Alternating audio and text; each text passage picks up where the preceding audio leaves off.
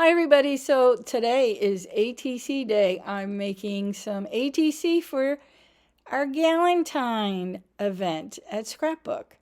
So I'm using a craft paper. It's like a cardstock, only it's craft. It's the brown. And I added some alcohol inks, and it wasn't going the way I wanted, so I put some acrylic paint on. Well, I put in too much, obviously. What was I thinking? But what was fun is that the alcohol inks got absorbed into the acrylic paint, and I was just having a good time with the swirls. I'll do a close up here in a second where it started to pull the inks into the acrylic paint, and it really looked good. But then I overdid the mixing of the paints. Sorry for the coloring. I don't know what's going on with it. I'll try adjusting it. If it gets adjusted, you know I did it. It worked. All right, so see how it's pulling it up? I'm like, oh, wow, look at this. I was surprised. And so I started doing this swirly stuff, and I was like, oh, I like this. Did I leave it? No, I didn't. I had to do more. I was just into the moment. I wasn't really paying attention. I should have just left it alone because I liked the way it was going. Anyway, so this is the background. This is what it's going to be. I'm going to dry this and we're going to cut it into little pieces. We cut it into 3.5 by 2.5. That is your standard ATC. It is looks like a baseball card, a playing card. It's roughly the same width of that, and that works for all the things that you put. There's these containers you can put them in if you collect them, which is kind of fun. I like doing that. Anyway, so I learned during a collaboration about the size. Now, first I thought I had it right. I didn't measure. I didn't double check. And the very first collaborations I did when I did an ATC, which was years ago, and it was with some really famous artists here on YouTube, which I was blown away that I got to participate with them.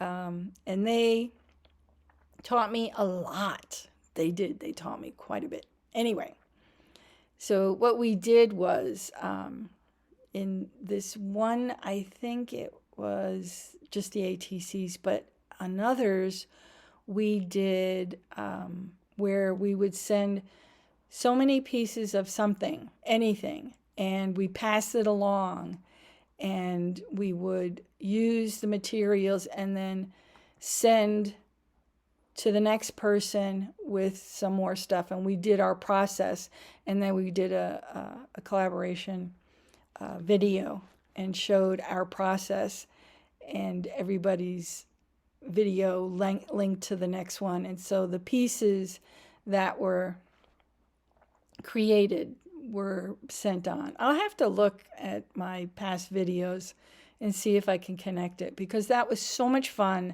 and I learned so much from it.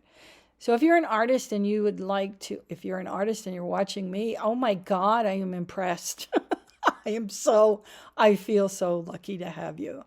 If you want to participate in something like that again, I'll look up the stuff and see if I can't come up with it and do a video on it. That would be fun to do. Let me know in the comments if you'd like to do a collaboration.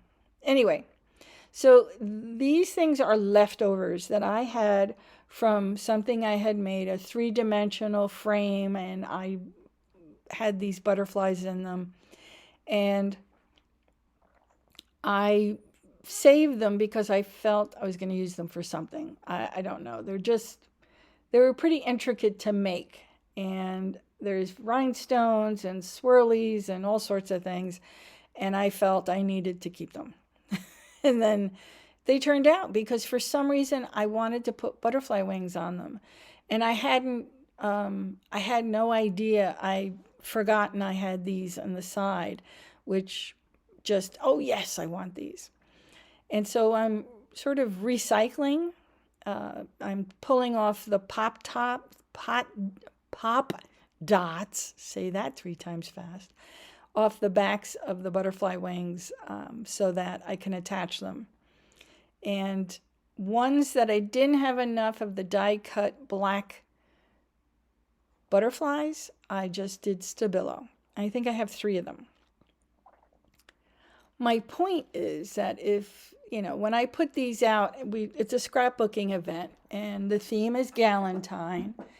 And if somebody doesn't want one, they're able to choose which ones they wanted. I take the rest home. And so I know that there are 7 participants, and I'm hoping that they are happy with these. And I felt Galentine kind of worked with this. The other thing is that sometimes the butterflies were too big. So cutting them in half helped. If they were too small, I was able to maneuver them so that they were on the outside, you could see them. And if they were too big, I cut them in half and was able to lay them on the background and fit the doll right on top. And it worked. So see, this is one that's really ginormous, and it works. There it is. See, this is a small one, and we just put it down. Eventually, I do put the Stabilo on those because I have the 2 of them I forgot to put Stabilo on while I was doing it. I'm adding the rhinestones. They're different size rhinestones, and gluing them to the flowers that the little gals are holding on to. And if you hear that snoring, that's Tater. He's in my lap, or actually he's on the desk on my bathrobe, and he was crying. I don't know what that's all about. He walks around, cries. He never did that before, but this year he started doing that. He's old, and I don't know if he's in pain or if he's just lonely. I don't know what's going on. There it is. It is what it is. So the other things I added was splatters, sprays. I splattered with acrylic paint, watered down acrylic paint. That didn't do it for me, but I have sprays that I used, and alcohol sprays that I sprayed on, and anything that got on their faces, I just blotted it off. That worked pretty well. Yep. So now we're going to add the legs. I didn't cut the legs out because they were very intricate, and I felt I'll just put them on there myself instead of trying to get it and screw it up. And so I just cut them off. The only thing I did cut out was the flower. And I think it works. So because I lost all of the interesting colors on the back of my cardstock, I decided to use some washi tape because I needed something else. There are times I look at it and I'm like, I need something. I don't know it just is not, it's not doing it. Now I could have done that and that would have looked pretty good, except I'm putting on a saying, and I think it would just be covered up by the saying. So I figured let's just do this. There are times I think also as a part of it, it would have covered the heart, and that heart is a sticker, and I found later on I needed to glue that sticker down. So just as a little, just so you know, you probably should do a light gluing of your stickers if you're going to put them on, unless they're really, really good. The washi tape, there is a possibility it could pop off because that's just what washi tape does. And I have one side that I sort of folded over. You could see that with my thumb, I folded over. And I'm just hoping for the best, because I think that's all it really needs, is to have the edges attached to the sides or or go around to the back. And I think that works. And burnishing always is a good thing. So see, I realized I needed to do the stabilo here. And it adds a little interest. It sort of makes it pop a little bit more.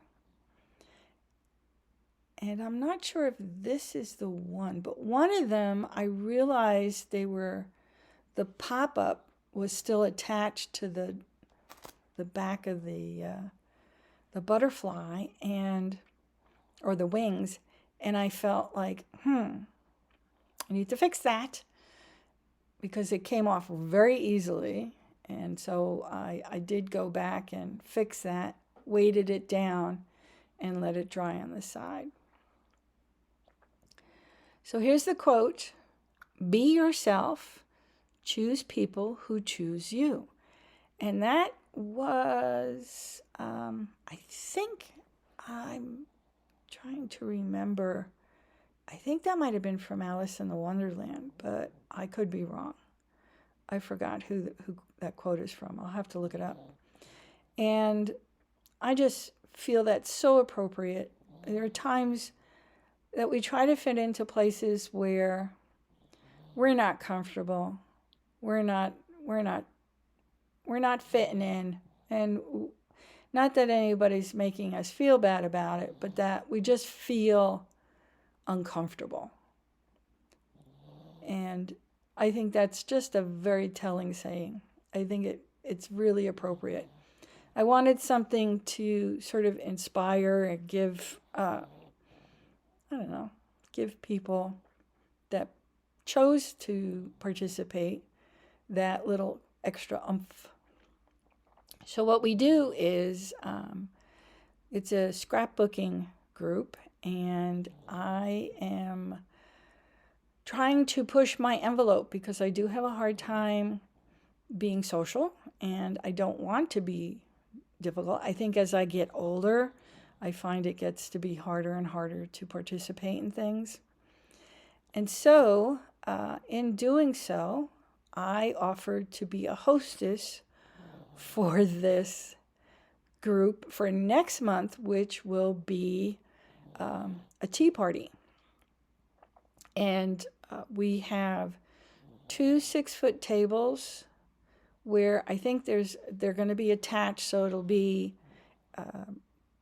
like having a very large table. I mean, that's what they do with it for scrapbooking. And we are to decorate our table. Here's the ishy one. So I'm pulling off the pop top. So I have, going to show you in my coming up video the things I did for that table decorations. And that'll be sometime in March. I know it seems like a lot, but it just kind of goes with this group, this scrapbooking group, and I thought I'd tell you what's coming up. So I made table decorations, but here's the quirky thing, and I hope it goes well, is that I wanted my table to be like Alice in Wonderland, and not a kid kind. It will have the black and white tablecloth and the Queen of Hearts stuff. I'm not sure how it's going to go, and it may say a lot about who I am and whether or not anybody even wants to sit at my table. We shall see. But I did do a couple of things for that one, and I hope that there are some quirky people that will want to sit at my table, because the tables are like, you can't save it for certain people.